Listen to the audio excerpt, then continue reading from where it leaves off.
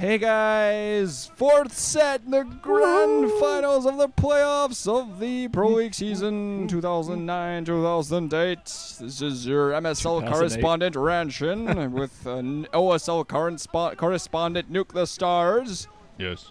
Hello, Timothy, or something. I'm not Tim. You're not? Well, no. Anyway, his real name is not Tim, for those of you wondering, I swear.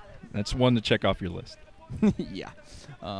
I could spoil it, but I won't. Anyway, this is going to be between Tempest and S2. Tempest, a guy that I never expected to see here, and S2, a guy I definitely never expected to see here. Probably the guy I hate. Well, I don't hate the most, but the guy that has throughout his career kind of made me go ugh the most in StarCraft, I guess you could say. But he is going to be hoping to get the comeback for T1 going here. They're one game under, and this is going to be on Grand Line. So just mount a comeback against the Protoss and just get this game even, Steven, to make this even more epic. Yes, Woot. Grand Line SE, bottom left-hand corner, representing Ketchup. It's going to be Tempest. The Tempest ketchup brand. Oh, I want to eat that ketchup. Put that shit on my hot dog. Yeah. Lightning ketchup. upper left-hand position, representing Mustard Zerg. Going to be the Mustard Zerg. It's S2. Yes. So, S2. Yeah. Either T1's just going to start rolling over and take it all the way, or T1's going to start mounting their epic comeback. To be continued later. Yes, to be continued in this very commentary. But yes, you can't hate on S2. People don't like it when you hate on players when you're doing commentaries. I know this from experience. But I don't hate. I have hated on S2 in a video before, my SKT1 vacation video where I had S2. He was trying to get into an inner tube, but he fell off. And then I wrote, SKT1 Zergs fail at everything. Sorry. Sorry, S2, and sorry, S2 fans, if you exist. I'm sure there are some S2 fans out there, but looks like we're seeing a pretty, pretty standard Forge Fast Expand from Tempest. And it looks like S2, he went out with his Overlord trying to figure out what direction that probe was coming from, but he didn't see the probe, so he's going for his standard scouting now because he doesn't want to wait that long to see the probe. Wants to sneak in, push his luck a little bit, and he is going to scout in the right direction, so good thing he did continue on, but looks like he is getting ready to expand. And S2, Tempest has been playing very well recently. Of course, everyone remembers Tempest from his the Tempest versus Light game, one of the most memorable games of defense against cheese, that's for sure. The Dragoon with 32 or 36 kills, something like that. Nice round number, but the Nexus already up for Tempest. And yes, Tempest is very good in most of his matchups. He is kind of an underrated player, I think. I don't think they play him as many times as they could. But S2 is an SKT1 Zerg. What can you say? I mean, there are some better SKT1 Zerg, like Hyuk. Hyuk is good when he wants to be. And S2, he can occasionally pull off a good win, but trusting him in the finals is not something I would do. But perhaps they have a strategy prepared, like a snipe strategy prepared, to take down a Protoss like Tempest on this map. We'll have to see. Yeah, although I gotta say, T1s, from the round of 4 onwards, I think, in the Pro League, the T1 Zergs have been improving steadily. They've been giving wins, which is like, what? You know, for some players, like, what? T1 Zergs giving wins? That is amazing. But really, they've gone from, players you can't trust to being, to bring a win every once in a while. And that's just all you need in the Pro League standard. You just need a win from the once in a while because T1 has Bisu. Fantasy, they didn't have Bisu for a while, but they always had Fantasy and Best, and then they got Bisu back. And you got that, those 3 really dangerous players, and they just need occasional backup. 1 win from the Zergs each time, and that's going to be it. And they're really hoping for a win here from S2. He's expanding all the way to the upper right-hand Natural Expo.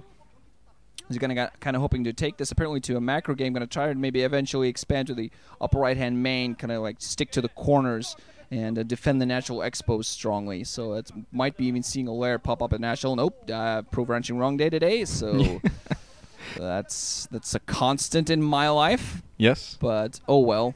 But yeah, looking forward to see how S2 handles Tempest. Tempest went on a long, I wouldn't say slump, he just kind of showed that he wasn't really that good. He just had one moment of greatness, and then showed that he wasn't really that good. But they played him in a round of last round of the Pro League, and he went 4-2 or something like that. Played decently enough, got some nice wins off of strong players. So they've been trusting him in the playoffs, and he's kind of come through for them. So really not good for KT that their line, seeing Flash kind of not being his best. It's a bad day for KT when they can't trust Flash in an ace game. So they're kind of really also like T1, hoping to avoid ace here, and maybe all their role players do their job right. They'll just be able to manage exactly that. I don't think it's that they don't trust Flash anymore. Of course, Flash has taken a few losses. Everyone remembers his losses more than his wins because he wins so much, like 70% win record in all of his matchups. But he's still their best player, and I find it interesting that they're saving the best for last. They're saving up Flash for when they really need a win. Haven't played him yet. I thought for sure we'd see him on Fortress since it's such a Terran map, but they decided, okay, we'll throw out our second best Terran for GG and save up Flash. So they are saving up Flash for a rainy day. If they can't get enough wins without Flash, you know what? It'd be pretty miraculous if they won without Flash. That would be that would make some headlines, at least in forums. Win without Flash, that would be amazing, but see if he can get that done. I believe the second Stargate was warping in for Tempest, if I saw that correctly. Yeah. I saw one Stargate out already pumping Corsair, so we're seeing a second Stargate. So this could go into Corsair Reaver, just a very, very, very strong Corsair build, which would work great on this map, especially considering S2 has expanded so far away. His Overlords are going to be so spread out, and it's going to take him a while to run back and forth with Hydras to protect that if he is going for Hydras. Let's see what he decides to do. Going with the Spire. I don't see the Hydralisk Den already, but he is going to be working on Sim City, which is building placement. Already has a hatchery coming down at the Natural Expansion Expo over at the 2 o'clock. And he's getting ready to take the 2 o'clock base. He did throw that down just right then. So, okay, let's see if the Scourge can take down this Corsair before it causes too much damage. Yeah, of course they're going to go in there and get the obligatory scout, obligatory overlord kill, then just go around and see what other mess it can, what other damage it can do. Back in the day, it was always like scout first, then go for the overlord kill. But these days, Corsairs sometimes just stop, kill an overlord first, make sure there's a dead overlord, or else you're going to find yourself with a massive Hydras at your front door in 2 minutes. So you want to make sure to supply block at least for a few seconds, and then just get your fences going. Getting a cannon also at his main, so he's maybe protecting himself, making sure there's not going to be anything funky. Scourge is going to be able to pass that. Gonna spot the robotics facility, gonna spot the 2 Stargates. So that's going to make sure, might be seeing some burrow play coming in from S2 here. Evolution Chamber up there as well. So probably going to see some Hydras coming in very soon. Upper right-hand main also being put up. So he's going to go all the way, just 4 bases right here. Even though Tempest is staying on 2 right now. So he might be spreading himself a little bit thin. You're going to be able to take off all these Scourge Tempest. That is going to not lose a single Corsair there. Nice micromanagement from Tempest. I'm just hoping for S2's sake he's not spreading himself a little bit too thin. Going very heavily on the Scourge. And a lot of gas being wasted. And now he's going to find himself with a bunch of Overlords going down. I'm going to see exactly how Tempest followed. Is losing 1 Corsair, but killing a lot of Overlords. Yeah, I think S2 has the right idea, though. He's already throwing down Spore Colonies, seeing the amount of Corsairs that are out. Of course, he saw took down a couple of Corsairs there, I think, but he saw the double Stargate, so he's thinking, wow, he's going way, way too many Corsairs, so I need to be prepared for that. Already has 2 Spore Colonies at that new base over at the 2 o'clock position. Probably going to throw down a Spore at each base, at least 1 Spore, to protect those Overlords at the moment.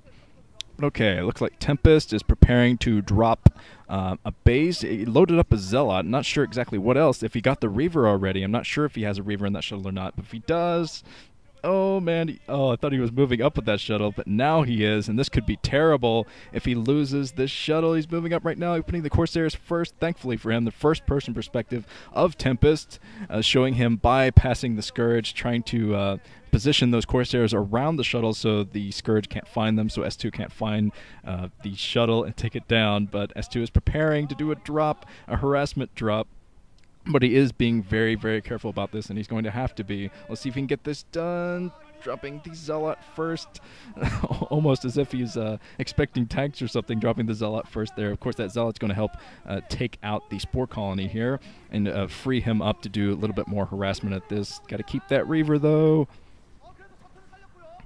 Yeah, nice little play there. Oh, my God. Transition failure. Anyway, there, 2 Corsairs in play. Nice little, hasn't really gotten any drone kills much. A few drones, few Hydras, so the Reaver's still staying in there. Nice taking that Spore down, but he can't really edge up, and no drones to kill at this point. Might see if he can try to focus down even that hatchery and just get a bunch of damage done with that Reaver. Of course, the Reaver can, with enough time, pick off a hatchery because it does a mass amount of damage with its attack. But we're just also going to work on his the macro right now. It has this little Dune up, working on his Temple Archives, getting additional gateways. So he is going to transition into a ground army. And really cool to see a Protoss player go for a mass like that. Has Corsair flying around, bunch of Zealots running across the map, also with some Dragoons, and Reavers inside of shuttles. As long as you get speed on those shuttles, and have nice, good Reaver micro with shuttles, while you also have a nice army up there. We also often see High Templar with it, so you kind of get a large, teched up army for a Protoss player. Really deadly, really hard for a Zerg player to deal with if it's all over the place, killing all of his stuff. And as long as it's done well, it's a lot of resources being spent. If he wastes that, if he loses his shuttle with 2 Reavers inside it, that's a huge loss when you're going for what Tempest is going for here. So S2 just has to play defensive for now, get his macro going, has 4 bases up, just work on it, mine on it, defend, get your Hydra number up, make sure that those drops do not do the damage that Tempest wants them to do. Yeah, it's interesting because Tempest took the 9 o'clock position, the Island Expo, and the only way that S2 is going to be able to get to that is if he does drops, and that's not going to happen because all the Overlords are going down here, it seems. He doesn't have Overlord speed yet, so he isn't even working on drop. So that base is going to go unharassed for a long period of time, I think, and Tempest knows that. That's why he took that. Now he's just sniping so many Overlords here. The Corsair is proving such a big factor in this game. And S2, he's not going to be able to get up enough Hydras to deal with this, especially at those 2 different sides of the map, way far apart. So it's going to be easy for Tempest to just jump back and forth between those, and not as easy for S2 to run back and forth with his Hydralisk. But, okay, S2 is moving down the map with a few Hydralisks. Maybe he is going to prepare a push soon at the natural expansion, or at least trying to find those Corsairs at least as they move up and down the map. He does find the Corsairs, is trying to stay as close to the Spore colonies as possible with those Overlords, but even when he's transitioning Overlords to the Spore colonies, they're being sniped by Tempest. The Queen's Nest's on the way, so we're going to see some Hive tech soon from S2, and that's what he needs to do at this point. He's losing so many Overlords, it's putting him behind, so he needs a tech advantage at the moment. But I think that 3rd base, Tempest base over at the 9 o'clock position, is just going to prove so valuable for him. Overlord speed is up now, but I wonder how long it's going to take S2 to catch on that he needs to drop that base. Oh boy. So let's see how many Overlord kills that Tempest can get done before we see a 3rd or 4th Spore colony there. Yeah, just Overlord kills in the double digits at this point, and when you're in that position, you're pretty bad for a Zerg player. He's still managing to keep up the macro. Still has the economy because he hasn't really, gotten that much damage overall. And really, it seems like Tempest has completely abandoned his Reaver drop strategies. Just Corsair Reaver, just gonna go heavy. Corsairs already killed a lot of Overlords. And you can tell, making sure that his opponent does not get a proper army. So meanwhile, he himself can just get an army going, get some Zealots, get some High Templar, work on all of that, while girls sit in the crowds with a little Mickey Mouse wire hats thing. Yes. But yeah, so really liking this from Tempest. Really just loving this killer Corsair play. He's gonna have a little bit of a hard time itching forward to one of the bases because there are workers in play now and Hydras as well, of course. So it might not be the easiest play, but he still can just walk around the map, waltz around fairly comfortably. Hive is going to come into play soon, so we're going to be seeing some Defowlers most likely. Not quite sure whether S2 is going to feel very comfortable just transitioning straight into Hydra, straight into Ultra, I'm sorry. It's losing some Hydralists right there, and we see some more white guys going insane. Was that who I thought it was? No, it wasn't. Okay, never mind. Looked like Tasteless wasn't. But okay. Yes, S2 running around the map. He's going to have to group up troops for a pincer But I'm going to tell you this right now. The Pincer against this huge troop from Tempest is going to be nigh impossible. So Tempest, he knows that, so he's pushing the natural expansion now, making S2 waste some troops defending it as he's preparing for the Pincer. Oh man, huge storms for Tempest over huge groups of Hydralisks. Here comes Tempest trying to do a Pincer attack. He's coming in from all sides, but maybe going a little bit too prematurely. Oh man, because he wasn't waiting for his reinforcements from the bases over at the 2 o'clock position, so he's just being melted on either side. Did not get a very solid Pincer there, and oh man.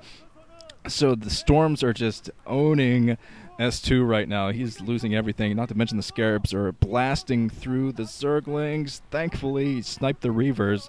That'll make it a little bit easier to do this Pincer attack, but he's already lost so many units that I don't see a way he's going to be able to get the Pincer done that he needs to get done, especially with more High Templar, reinforcement High Templar on the way. He can get in range of that.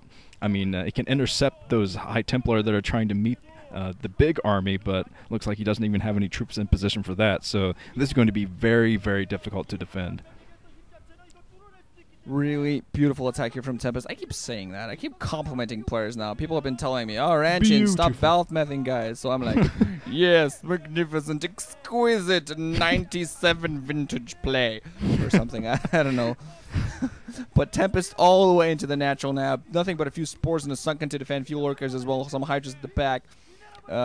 Trying to do a little bit of a counter here. Ooh.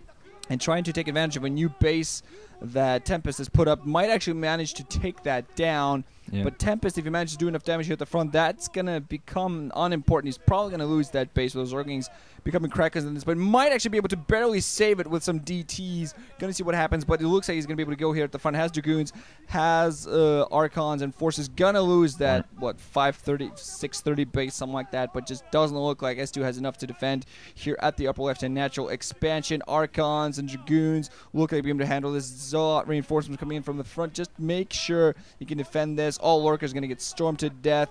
That hatchery's seen better days, so that's going to go down to S2, looking like he's really in trouble. Did deny an additional base from Tempest, but he's still working, still has those 3 going, so 3 to 3 bases. If the game even manages to somehow go on for a significant longer period of time, Tempest is going to be in a much better position. There you go, KT coaches just smiling and fist pumping. Well, the T1 coach just sweats a lot. Yes, Tempest played very well this game with that opening Corsair play. Definitely had a plan for this entire game. And S2, if he had done a better Pincer attack earlier, if he hadn't just thrown in his troops piecemeal like he did, this might be a little bit different game. Of course, I still think that Tempest would have the advantage just because of how many Overlords he sniped. But still, he might have been able to hold off this attack a bit longer to get his Hive Tech going, to be a much bigger threat with Defilers and Ultralisk, perhaps Ultralisk if he's sticking to those 4 gases. But, yep, it's all over for S2 now. There's not much he's going to be able to do. His natural expansion was destroyed. It looks like he's trying to build sunken colonies inside of his main to fight back the Reavers and the High Templar. They're just waiting to storm those drones. Aw, didn't storm the drones. The drones, will they get out of there? Get us out. Yes, they managed to get out. So small victory for S2. He saves his drones so that they can be destroyed later. Looks like he's sending them right into the fray. But all right, S2 staying on until his hive goes down. But now that the hive is down, there's absolutely no way he's going to be able to get back in this game now. He's building more hatcheries that are going to be destroyed, but this is the final. He's got to hang on as long as possible, and that's why the games are usually longer in the finals.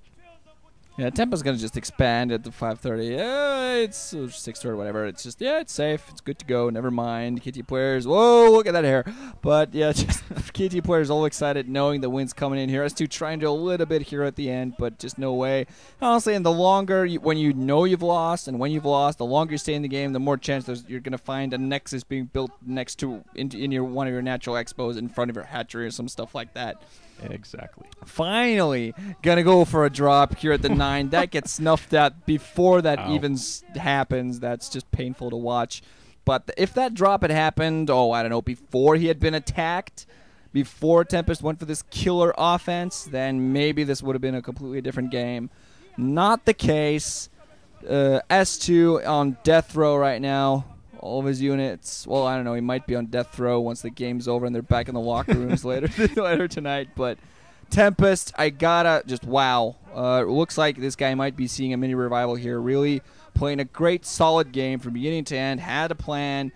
Went through with it, maybe even did better than he had expected. You know, he had hoped to get some drone kills. Instead, didn't get pretty much like 3 drone kills early on. Instead, went on a massive massacre, murder of overlords. Write a book about it, or make a movie. Even the horror movie. Yeah, horror movie. The Corsair that goes bump in the night or something like that. And all overlords tell their children when they cry in bed. The Corsair, the monster under the bed. Yes, just a Corsair waiting under there. That is a scary thought. But Violet, very happy. Another Protoss taking it. How about those Protoss players today? GG from Tempest, already flicking off the glasses. This is pretty awesome for KT, my team that I'm rooting for. But whatever. Yes, moving on.